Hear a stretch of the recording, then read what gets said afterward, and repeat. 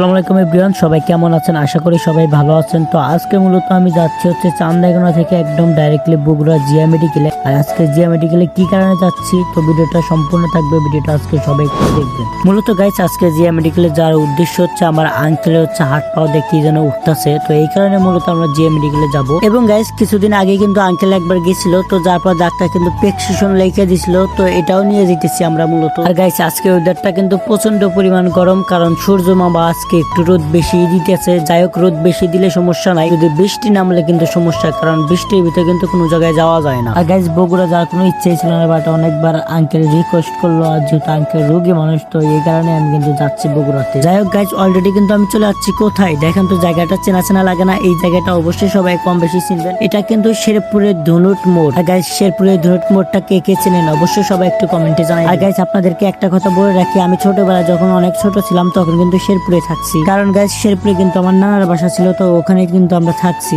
যাই হোক গাইস, কথা বলতে বলতে কিন্তু আমি অলরেডি চলে যাচ্ছি বগুড়া বনানীতে। আর গাইস আমরা কিন্তু নামবো জিয়া মেডিকেলের সামনে। আর গাইস বগুড়া বনানীতে কিন্তু আমি অনেকবার নামছি, কারণ বগুড়া বনানীতে নেমে আমরা সাত মাথায় গেছি অনেকবার, হাজার হাজার বার। আপনারা সবাই তো কম বেশি জানেন যে আমার একটা মোবাইল সার্ভিসের দোকান আছে, তো এটার মালপাতি কিনতে কিন্তু বগুড়া সাত মাথায় যা লাগে, আর সাত মাথা যাইতে হইলে কিন্তু বগুড়া বনানীতে নামতে হয়। আর গাইস কথা বলতে বলতে কিন্তু আমরা জিয়া মেডিকেলের ভিতরে চলে আসছি। দেখেন জিয়া মেডিকেলের ভিতরে কত পরিমাণ ভিড় রে ভাই, এখানে এসে কিন্তু পুরাই অবাক হয়ে গেল। যাই হোক গাইস, অবাক হয়ে তো লাভ নাই, যেহেতু আমরা জিয়া মেডিকেলে ডাক্তার দেখাইতে যাচ্ছি, তো লাইনে একটু দাঁড়াইতে হবে আর একটু কষ্ট করতেই হবে, এটাই স্বাভাবিক। আমি আঙ্কেলকে বলতাছি যে আঙ্কেল প্রতিদিন কি জিয়া মেডিকেলে এত মানুষ হয়? আঙ্কেল বলতেছে যে আজকে তো মানুষই নাই, অন্য দিন দেখলে তোমার মাথা নষ্ট হয়ে যাবে, কারণ এখানে প্রচন্ড পরিমাণ মানুষ হয়। যাই হোক গাইস, টানা 2 ঘন্টা লাইনে দাঁড়ানোর পর কিন্তু আমরা ডাক্তার দেখাইতে পারছি। তো ডাক্তার দেখায় কিন্তু আমরা অলরেডি চলে যাচ্ছি চান্দাইগোনা বাজারে। আর এখানে কিন্তু আমরা খাওয়া দাওয়া করে আজকে ভিডিওটা এই পর্যন্তই। কেমন লাগলো অবশ্যই সবাই একটু কমেন্টে জানিয়ে দিবেন। টাটা বাই বাই, আল্লাহ হাফেজ।